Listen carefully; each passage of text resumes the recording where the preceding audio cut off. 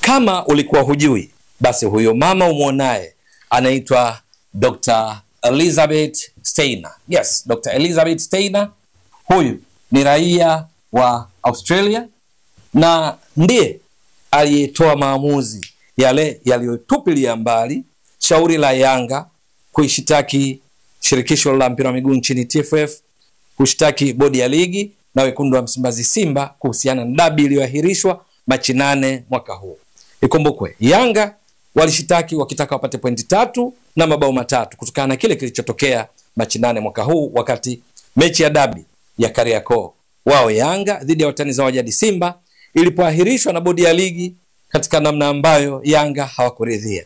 Ni kwa sababu Simba walifika siku moja kabla ya mchezo kutaka kufanya mazoezi kama kanuni zinavyoruhusu, lakini wakadai kuzuiwa na wale waliowatuhumu kwamba ni mabouncer wa Yanga.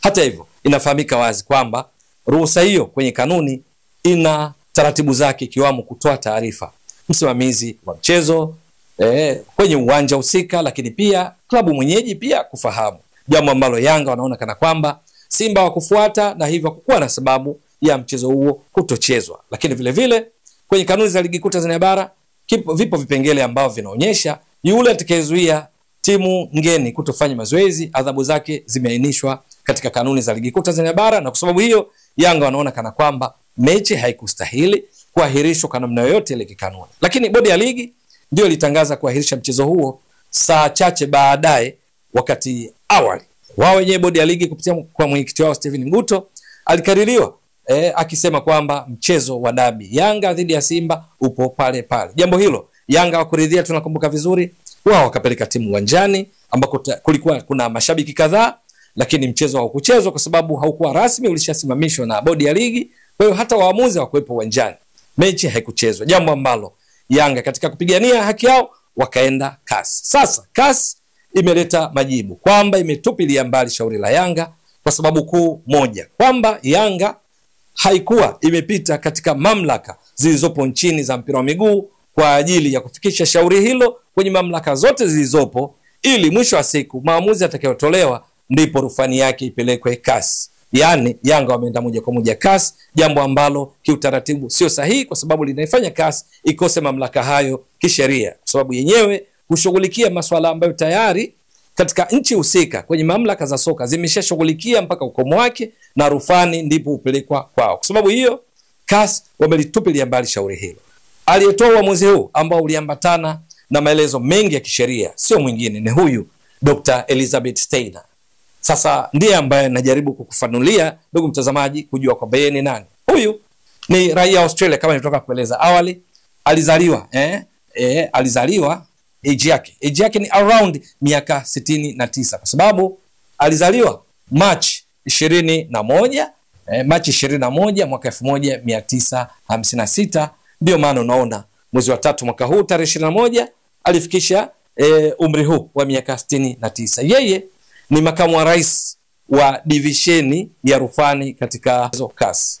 Ndio yeye aliyetoa ruling, maamuzi haya ya kutupilia mbali shauri la Yanga kwa sababu ya zile nilizotoka kuzieleza. Nataka kumjua zaidi, huyu ni mwanamama guru, yes, katika masuala ya kisheria. Ni nguli haswa, ni kwa sababu ana udaktari wa falsafa ya sheria, lakini vile vile ana udaktari wa falsafa ya biashara na uchumi. Katika nafasi mbalimbali zoe kuzishika za kisheria ni pamoja na kuwa jaji katika mahakama ya Ulaya mahakama ya Ulaya inayoshughulikia haki za binadamu, na alitumikia kipindi cha kuanzia 2001 mpaka 2015, takriban miaka 15 akitumikia wadhifa huu.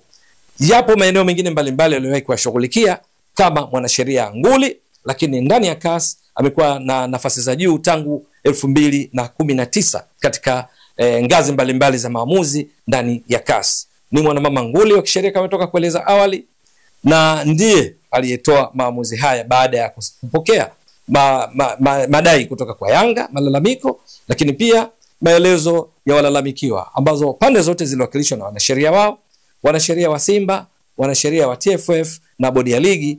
Wakashawishi CAS kwamba haina mamlaka ya kushughulikia swala hili lililofikishwa na Yanga kwa sababu mamlaka za mpira wa miguu nchini Tanzania hazijashughulikia kwa ukomo wake ili lifikishwe CAS, jambo ambalo Dr. Elizabeth Steiner na jopo lake waliridhia, na hivyo kutupilia mbali shauri la Yanga. Lakini wamelitupilia mbali bila masharti ya kuwapo gharama zozote kulipwa ama na Yanga ambao ni walalamikaji wala walalamikiwa, ambao hapa tunazungumza TFF, bodi ya ligi, na wekundu wa Msimbazi Simba, kwa maana klabu ya Simba.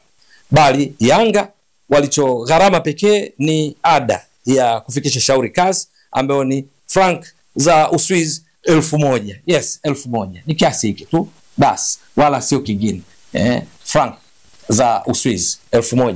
Kwa sababu hiyo kilichobaki sasa ni kusubiri dabi. Lakini yule aliyetoa uamuzi uliofanya dabi sasa iwasubiri wao tu bodi ya ligi kuipangia siku, kutokana na maamuzi yao ya CAS, ambayo chombo ni cha juu cha mamlaka za soka za mpira wa miguu duniani na michezo mbalimbali kutoa maamuzi. Ni kusubiri tu hiyo siku itakayopangwa dabi na bodi ya ligi. Lakini yule aliyewezesha dabi hii sasa kuwa mbioni kuchezwa, kama ambavyo Yanga walishasema tangu awali hawatacheza mpaka maamuzi ya CAS, na bila shaka sasa ni wakati umefika wa mechi kuchezwa hiyo ya dabi baada ya CAS kufanya maamuzi yake. Huyu aliyesimamia maamuzi haya ndiye huyo umuonaye tena hapo, ni Dr. Elizabeth Steiner, mwanamama, mwanasheria nguli. Ewe mtazamaji wa channel hii, endelea kuiunga mkono kwa kuhakikisha kama una subscribe, una share, una like na kucomment. Mwasilishaji wako ni mimi Ramadhani Mbwaduke, almaarufu kama mzee wa data. Shukran jazilan. Bye bye.